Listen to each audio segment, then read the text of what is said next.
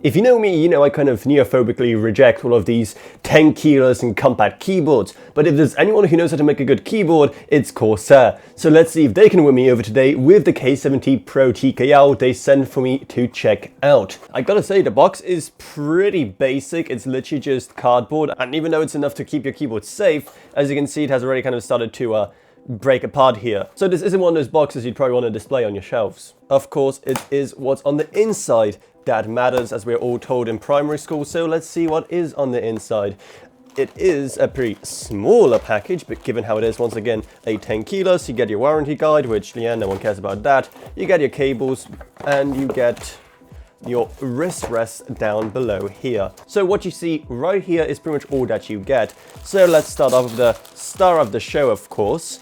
I do like how even the packaging here is all paper, all nice and friendly and recyclable, but here's the keyboard itself. I do like the brushed aluminum look already, kind of reminds me of my daily driver G915 from Logitech, and I do genuinely like the look of it. And at 967 grams, it's a nice break from some of those 1-2 kilo keyboards we recently covered on this channel, but I don't think anyone watches these videos to hear me be kind to products, so let's find some stuff to critique. Starting off, the feet are fine, however they aren't double adjustable like what some keyboards now are capable of doing, where you have basically two different levels. And when they are in up position, I'd say it's still, you know, tall enough that it is kind of comfortable. Now let us get the wrist rest and see if it actually attaches. Okay, it does attach magnetically, however, it is a very, very weak magnet. As you can see, you can barely even move it without it snapping up. Oh, as you can see, it's kind of sticking there and it's off again. And I highly doubt it's going to pass our little dangling test, and oh no, it's actually sticking on.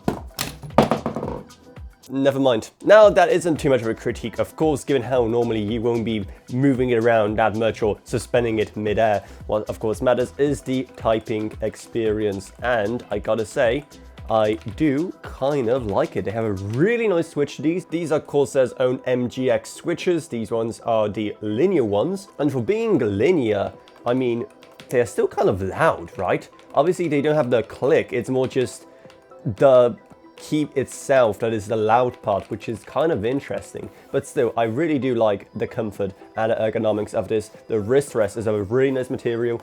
Again, I just kind of, it throws me off there is no numpad here. What you have instead is a big knob for you to adjust right here, which you can set to be, well, mostly your volume. That's going to be kind of the sensible thing, but you can set it to be pretty much anything you want in the Corsair software, as well as these things, which look like two smaller knobs, but they aren't. They are literally just these buttons. So I don't know why they made them look so different. It looks like you're supposed to be able to spin them, but like you literally can't. And it is precisely 10 kilos, so you don't even get any additional macros along the side or anything. There are no additional macros anywhere, as you can see. But again, you can do some customization if you go into the Corsair software. To connect everything up, you get this pretty basic looking cable. It's not braided or anything. It's just this kind of off black, kind of grayish, very standard cable. It's one of those things that doesn't really affect anything, yeah, but it's just one of those things that does make a product feel a lot more premium, and especially for a wired keyboard. This isn't wireless, it's a wired keyboard. You're gonna have a cable all the time, so it may as well be kind of nice to look at. But whatever, let's connect it up and see what the RGB is going to look like. One thing that we all know Corsair take very seriously. And just like that, it's being lit up beautifully. Obviously, you can go and customize literally everything. And thankfully, unlike some other new keyboards, like a brand new Black Widow from Razer, which we'll be hopefully covering soon, there is no co-pilot button here.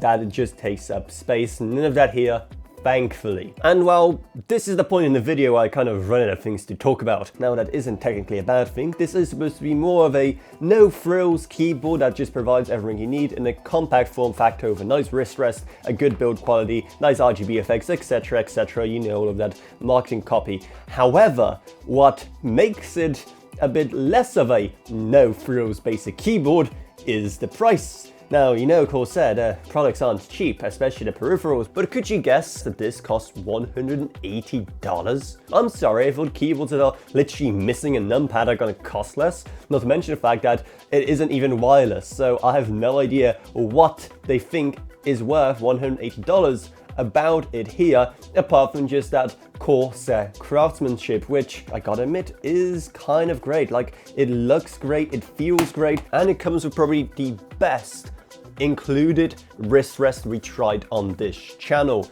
So all of those things do add up to a pretty good product. However, it's still going to be a kind of hard pill to swallow for most, at least those that aren't hardcore Corsair evangelists. If that is you, good for you. And if you want to get it yourself, then the links to it will be down in the video description below, where you're also going to find a Patreon, because even a single $1 a month truly goes a long way. Plus huge thanks to Gavin Byrne, There's Just Rage, Elevronic, Bardish Roka, Patrick Harrison, Nolly Pseudonym, Meg Sumner, and Shane Allcroft. But anyway, that's what it is. I hope you enjoyed this video. If you did, then remember to subscribe, like, whatever, and I'll see you all in whatever I make next. Goodbye, everyone.